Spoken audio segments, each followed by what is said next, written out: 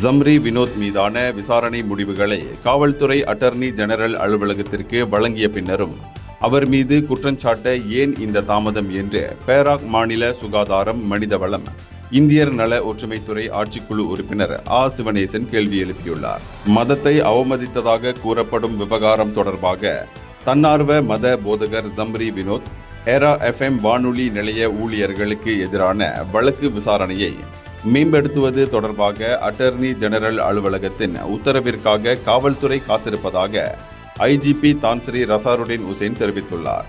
Zambry Vinod மீது இதுவரை 894 புகார்கள் பதிவு செய்யப்பட்டுள்ளதாக அவர் குறிப்பிட்டிருக்கிறார்.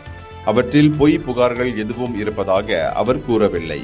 அவ்வாறாயின் 894 புகார்கள் இருக்கின்ற நிலையில் மத விவகாரங்களை கிளறுவதன் வழி நாட்டில் தேவையற்ற பதற்றத்தை ஏற்படுத்தி வரும் ஒரு சட்டவிரோத செயல் குறித்து குற்றம் சாட்ட அட்டர்னி ஜெனரல் அலுவலகம் கால அவகாசம் எடுத்துக்கொள்ள வேண்டிய அவசியம் என்ன என்று வழக்கறிஞருமான அவர் கேள்வி எழுப்பினார்.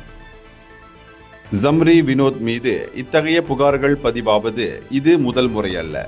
அத்தகைய ஒருவர் மீது குற்றம் சாட்டும் வகையில் நீதிமன்றத்தில் நிறுத்த உத்தரவிடும் அதிகாரத்தை நாட்டின் அரசியலமைப்பு சட்டத்தின் பிரிவு 145 அட்டர்னி ஜெனரல் அலுவலகத்திற்கு வழங்கியுள்ளது.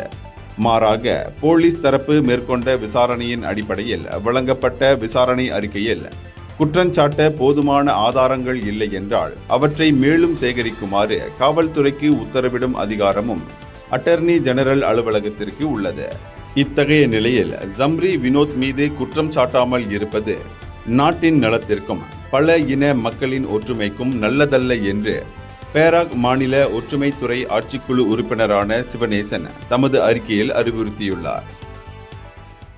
இந்தியர்களின் இதய குரல் மக்களோசை.